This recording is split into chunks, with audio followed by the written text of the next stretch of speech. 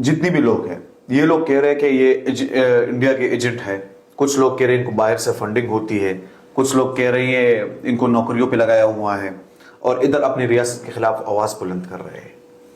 और मैंने ये सवाल मंजूर से कोई तकरीबन 10 बार तो किया होगा कि आपके हवाले से इस तरह के इल्ज़ाम आप पे लगाए जाते हैं कि आपको बाहर से फंडिंग होती है।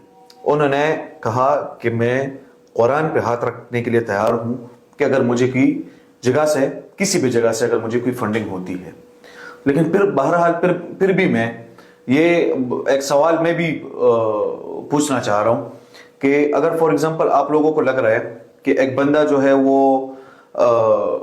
एजेंट आपको लगता है, वो आपको लगता है कि चीज ऐड कर दूंगा मंजूर पश्तीन साहब पे, तो एक तासुर ये भी है कि हम और आप अगर कोई छोटी सी भी बात करते हैं तो पता नहीं हमारा क्या होता है, लेकिन उस पे बहुत बड़ा तबका ये कहता है कि ये इस्लामाबाद में आके उन्होंने ऐसे बातें की, लेकिन अभी उनको उठा लिया गया, लेकिन इससे पहले उनको कोई उठाना, तो ये तासुर उधर से नहीं आ रहा था कि यार ये कैसे अभी तक फ्री घूम रहे हैं। तो उस पर मंजूर पश्तीन साहब ने कहा था कि यार अब मेरी गलती है कि मैं फ्री घूम रहा हूँ और मुझे नहीं उठा रहे तो मैं क्या करूँ।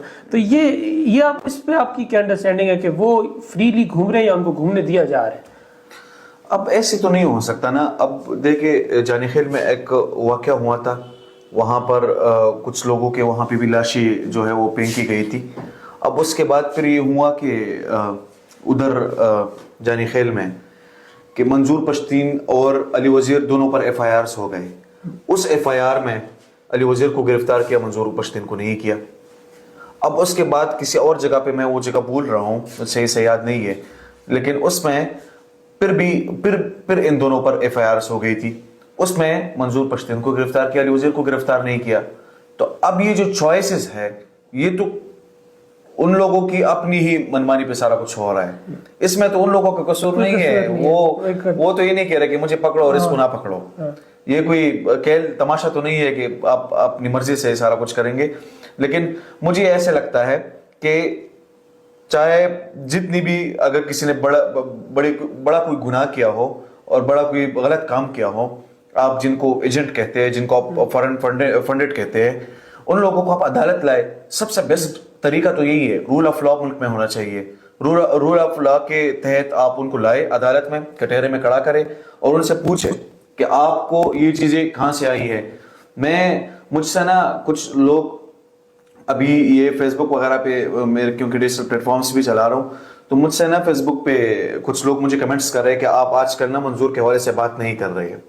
मतलब मैं अपनी वो डंके के चोट पे मैं कह सकता हूँ कि मंजूर की जो गिरफ्तारी अभी हुई है, वो गिरफ्तारी, जो मैं रूल ऑफ लॉ की बात कर रहा हूँ, मैं जो कानून की बात कर रहा हूँ, जो आइन की बात कर रहा हूँ, वो आइन की भी खिलाफ है, वो कानून की भी खिलाफ है, वो अखलाकियात की भी खिलाफ है। ये सारी चीजें, उसकी वजह यह है कि अगर बंदा आता है आपसे अपने हुकूक मांगता है रियासत से, तो उसको तो प्यार से डील करना चाहिए।